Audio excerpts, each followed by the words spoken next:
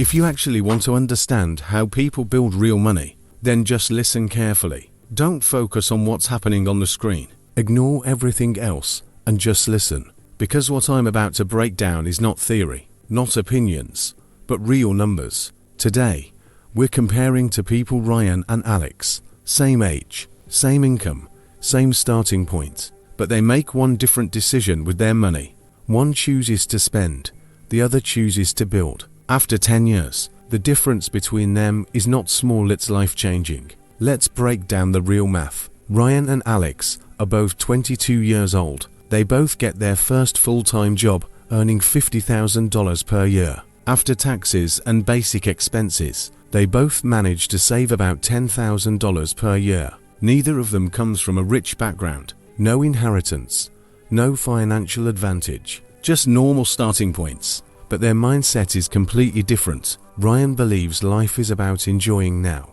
He upgrades his phone every year, eats out often, buys new clothes, and spends on things that make him feel successful. Alex thinks differently. He still enjoys life, but he is careful. Instead of spending everything, he invests consistently. In the first year, Ryan spends most of his savings. He buys a better laptop, upgrades his lifestyle, and ends the year with maybe $2,000 left. Alex, on the other hand, invests his full $10,000 into a simple index fund that gives an average return of 8% per year. At the end of year one, the difference doesn't look big. Ryan has more experiences, better things, and feels ahead. Alex just has money sitting in an investment account. On the surface, Ryan looks like he's winning. By year 3, things start to shift slightly. Ryan continues the same pattern. Every year he earns, spends, and saves very little. Maybe he keeps $3,000 to $5,000 total as a buffer. Alex keeps investing $10,000 every year. With compounding, his first investments have already started growing. By the end of year 3, Alex has roughly $32,000 to $35,000 invested. Ryan still has less than $10,000 saved. The gap is growing, but it's still not obvious enough for most people to notice. This is where most people make the mistake. They judge success too early. Now let's move to year 5, where compounding starts to become visible. Ryan's income has increased slightly to around $60,000, but so has his lifestyle. Better apartment, more expenses, more spending. He feels like he deserves it because he's earning more, but his savings rate stays low. Meanwhile, Alex also earns more, but instead of increasing his spending, he increases his investments. Now he invests $12,000 to $15,000 per year. His total portfolio reaches around $75,000 to $85,000. Ryan is still below $15,000 in total savings. Here's what's happening behind the scenes. Alex's money is now working for him. He's not just earning from his job anymore. His investments are generating returns. Ryan is still trading time for money. Every dollar he spends is gone forever. Alex's dollars are multiplying. By year 7, the gap becomes impossible to ignore. Ryan starts to feel pressure. He sees others talking about investing, saving, building wealth. He realizes he should have started earlier, but now it feels harder because his expenses are high. He has built a lifestyle that depends on spending. Cutting back feels painful. Alex, on the other hand, has crossed $120,000 to $140,000 in investments. At this stage, his annual returns alone could be $8,000 to $10,000, depending on the market. That's money earned without working extra hours. Now comes year 10, the real scoreboard. Ryan has earned over $500,000 in total over the last decade. But because of his spending habits, he has maybe $20,000 to $30,000 saved. Alex, with consistent investing and compounding, now has around $180,000 to $220,000.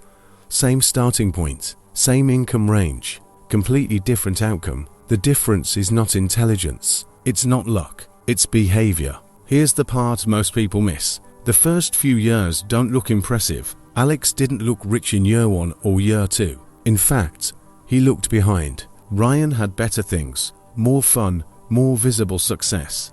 But wealth is not built in the visible phase. It's built quietly, over time, through consistent decisions. Now let's talk about the power of compounding, because this is where things get crazy. If Alex continues this pattern for another 10 years, his investments could grow to $500,000 or more, not because he suddenly becomes smarter, but because time and consistency do the heavy lifting. Ryan, unless he changes his behavior, will still be stuck in the same cycle, earning, spending, and starting over every month. Another important factor is inflation. The cost of living goes up every year.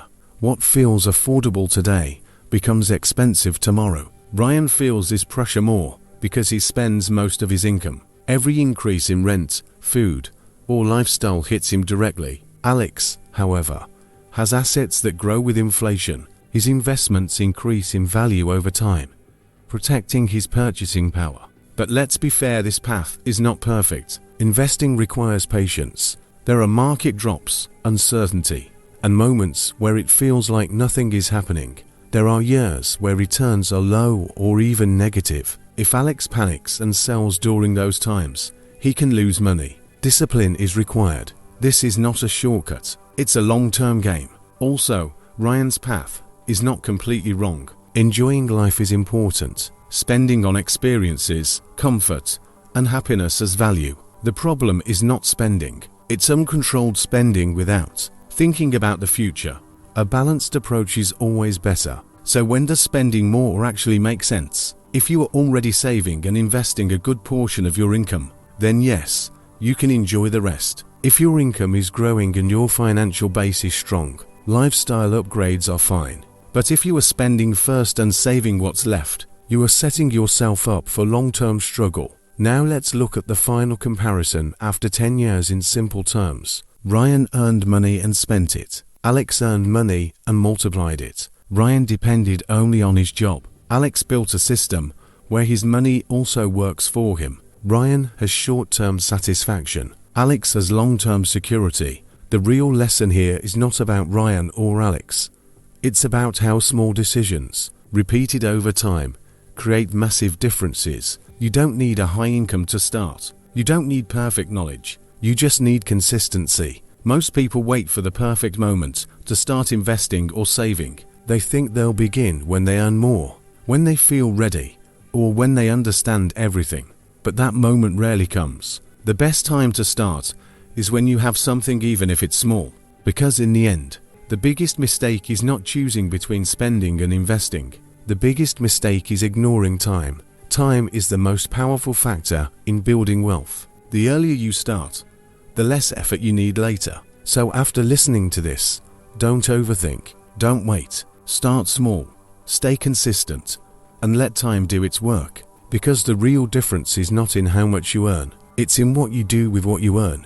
And that is the only math that matters. This video is for educational purposes only. All examples are simplified and based on assumptions, not financial advice. Results may vary depending on your decisions, consistency, and market conditions.